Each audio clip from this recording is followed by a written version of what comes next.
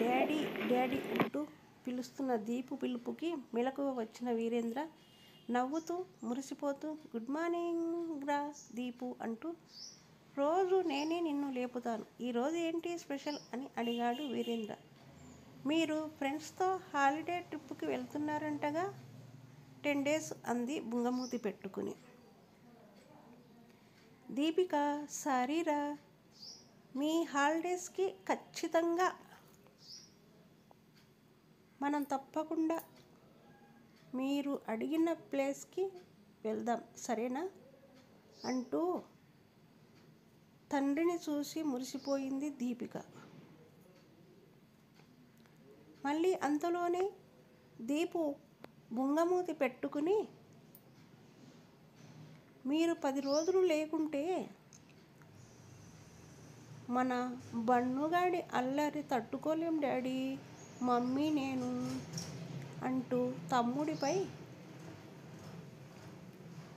Complaint ఇస్తున్న దీపుని చూసి పడి పడి నవ్వాడు వీరేంద్ర.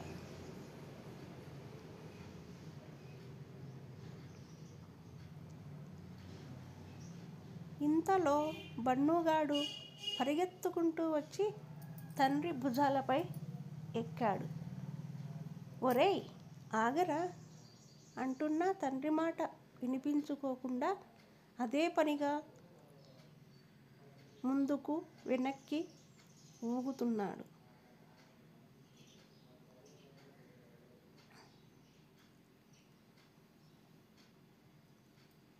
దీపిక నవ్వి ఇది డాడీ వీడి అల్లరి అంటూ మమ్మీ నేను మమ్మీ అంటూ పిలిచింది. మమ్మీ మమ్మీ అంటూ పిలిచింది. జానకి హడావిడిగా వచ్చింది. ఒరేయ్ దిగరా అంటూ కొడుకుని మందలించింది.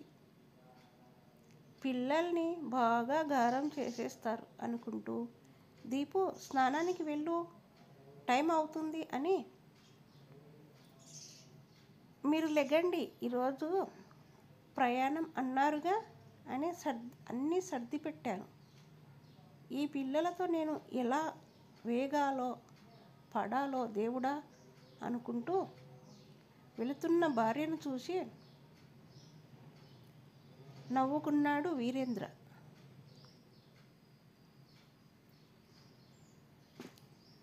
మీకేం తీసుకురానురా వచ్చేటప్పుడు అని పిల్లల్ని అడగగానే ఇద్దరు పెద్ద లిస్టే చెప్పారు.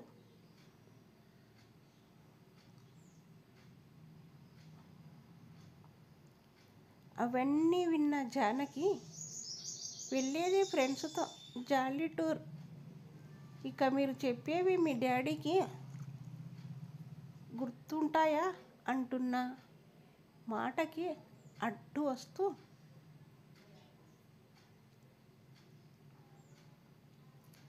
తండ్రిని ఏవేవో కార్లు గన్స్ అని గోముగా అడుగుతున్నారు పిల్లలిద్దరూ. బన్ను సరేరా, అక్కకి నీకు కావలసినవి అక్కడ దొరికితే తప్పకుండా తెస్తాను. సరేమా లేవండి స్కూల్కి టైం అవుతుంది.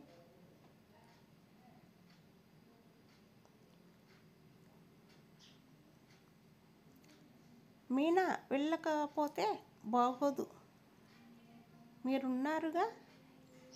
జానకి వాళ్ళ మదర్ని రమ్మన్నాను, పనివాళ్ళు ఉన్నారు, అందుకే ధైర్యంగా వెళుతున్నా అన్నాడు వీరేంద్ర. ఢిల్లీ దాకా ట్రిప్పు కదా, ఎలా వెళ్తున్నారు అన్నారు మాధవ్ గారు. నేను నా కారు తీసుకెళ్తున్నాను, మీ కారు ఉందిగా అవసరాలకి. నా ఫ్రెండ్స్ ఇద్దరు కూడా కారు తీసుకొస్తామన్నారు. అందరం హైదరాబాద్లో కలుసుకుని వెళతాం అని వివరంగా చెప్పాడు వీరేంద్ర.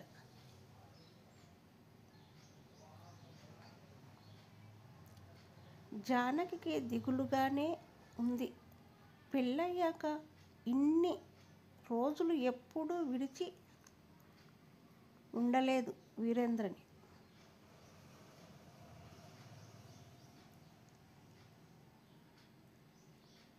కార్ డ్రైవ్ చేస్తున్న వీరేంద్ర ఆలోచనలన్నీ